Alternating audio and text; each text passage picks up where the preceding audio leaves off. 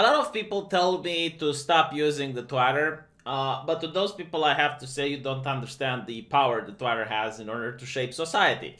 You see, most journalists and influencers and bloggers use the Twitter. And they like creating echo chambers by installing block bots and block lists to the point where they're only allowing people from their ideology and their clique to interact with them.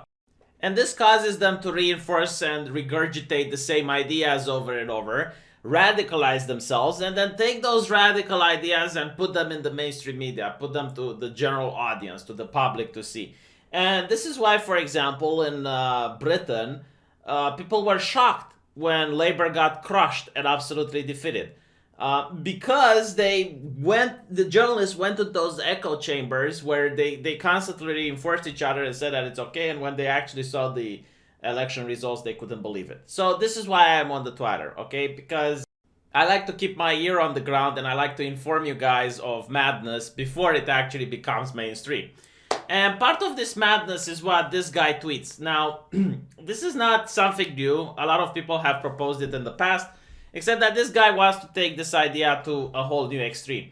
He wants to say that everyone that's on the Twitter to register their passport details to Twitter in order to keep their account. Make them. I love this. Make them. It's not make us. No, he is part of a different group than the rest of us mortals. It's us versus them. Okay, so make them have their own name on it, their own picture too. Make everyone accountable. If they refuse, delete them. Society. Oh, I see. Society has to much better than it is. Yeah, let's put society to a vote. Let's take your opinion and put it to a vote. I'm curious how many people of society would agree with you. Like, this is hands down the dumbest take of 2020. Granted, the year just started, so there is still time for others. But I will put it there in a box, so by the end of the year we can compare. Why on earth would people trust a multi-billion-dollar, for-profit, unaccountable corporation with their private information? You know that information has value. Like, they can actually sell this to third-party companies. And in fact, most of the social media corporations do that. They actually take your info, like for example on Facebook, they take your likes, they take your age group, like information that you provide, and then they sell it and monetize it to third-party sources. So why on earth would I give them my information so that they can sell it? It's just like, but even then, right? Let's assume you actually would manage to push for what you're trying to do. Perfect. Okay, well, what would stop people from going somewhere else? Because it's only Twitter that's going to be able to enforce this, right? What would stop someone from making an alternative and everyone will go there and then you'll be like, oh yeah, I know, we're call them Nazis and all the payment processors will stop. And I'm pretty sure that will work until a Chinese company or a Japanese company or a Russian company that you have absolutely no more influence over would just take over the market, because most people just want to have fun on the internet. They don't take it as seriously as you do, to the point where you need a facial recognition software for anyone to even use and log on to their Twitter account, you madman. But not only that, when in doubt, I go to CNN and the Young Turks to get wisdom from, to get morality from. And they have told me countless of times that the only reason you shouldn't ask for people to have an ID in America in order to vote is because that would be racist. Because apparently minorities, black people especially, tells me CNN, do not have the $20 required to purchase an ID. So you want people to purchase a passport. I don't have a passport, by the way, but apparently I need to get one if I want to use the Twitter. Do you not see the problem with this? Isn't that racist, right? What do you have against Romanians? I'm not that rich, by the way. I can't afford spending so much money on a passport. And then you also have to stay in lines. You know, this was also another thing why Brexit was a problem. It's like, can you imagine? People will have to get passports now to travel in the European Union. Yeah, horrible. Absolutely dreadful. So, I'm just like, so curious, like, does this person not understand that if I were to commit a crime, let's say I show something illicit, the government can find out who I am. They will subpoena the Twitter, they will find my IP, and then they can still figure out who I am. So this is not necessary for things that are illegal. The only thing that this is necessary is for you to police people that disagree with you. Is to get mobs of people to get them fired, which, by the way, this should actually be harassment.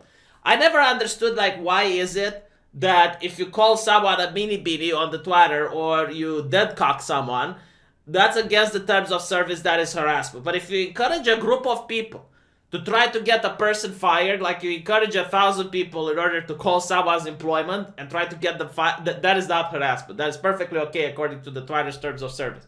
So that is why you probably want this to happen. Now, he says that there are laws that people must abide by in everyday life. Yes, and again, if you break those laws, the police can find out who you are. Like, for example, in New Zealand, there were several people that spread online the footage of the terrorist in the mosque.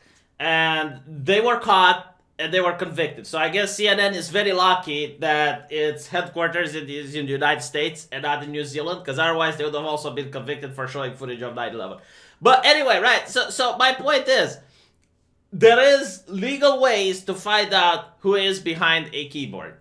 It's just like, but I suppose, like, Andrew Dixon should move to China, because only in China, if you want to use a smartphone, do they actually use your facial recognition software, and you get like points on social media for good behavior. So I think a fascist country like China would definitely be the place where Andrew Dixon would like to operate and do business in. But here's the thing that amuses me the most. He says that there are laws in real life, and why should it be different when you go online? Alright, so you want online to be like real life. Perfect, I would love it. First of all, if that's the case, then all the laws that are online need to be set by a democratic vote. So literally everyone on Twitter needs to now be able to vote on the new terms of service. And I can guarantee to you, laws like, for those of you who don't know what dead cocking is, it's when you misgender someone on Twitter, right? It's dead naming they call it, right? And I actually saw far-right extremists, as Andrew Dixon would recognize them to be as such, identifying as they, them, and then getting far-left people banned from the platform because they didn't say the correct pronoun. Isn't that squishy, right? So I can guarantee to you, most people would deal away with these laws. In fact, most of your leftist terms of service would probably be done away the moment people from Saudi Arabia and conservative India and even like religious people from the United States would get their vote and decide the type of terms of service Twitter needs to have now. So if you want it to be like real life, okay, fine, let's make it like real life. Stop having unaccountable corporation make legislation for the rest of the people. Make it democratic, because that's how it is in real life. Like the laws in our countries are by our elected representatives. And not only that, whenever I violate a law on the Twitter, I should be able to have a defendant, a Twitter specialist or something that would defend my case. And the person who accuses me would be the prosecutor, and I would be able to face them.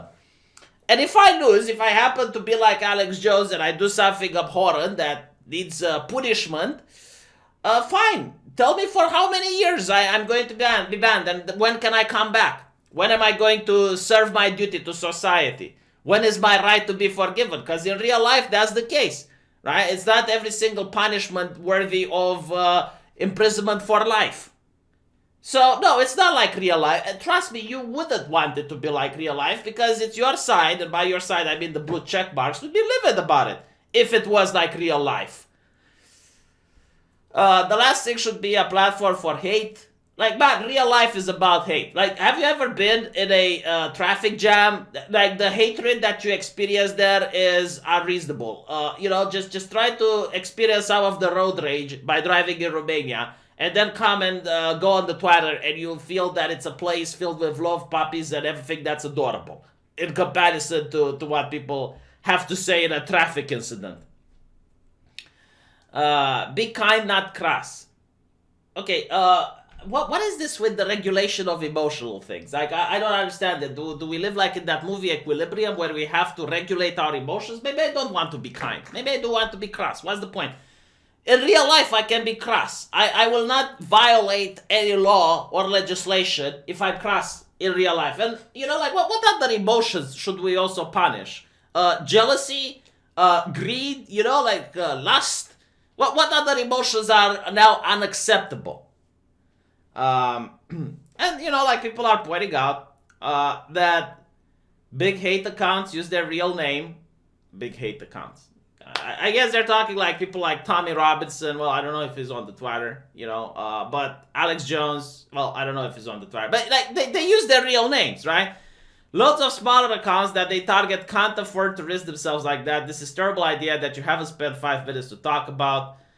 Not everyone has a passport. Most of the truly awful people are on your side.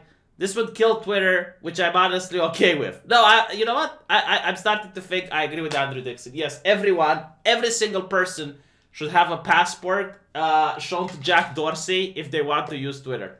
Absolutely. I all of a sudden I see the line. I fully agree. Let me know what you think in the comment section, and I'll talk to you guys later.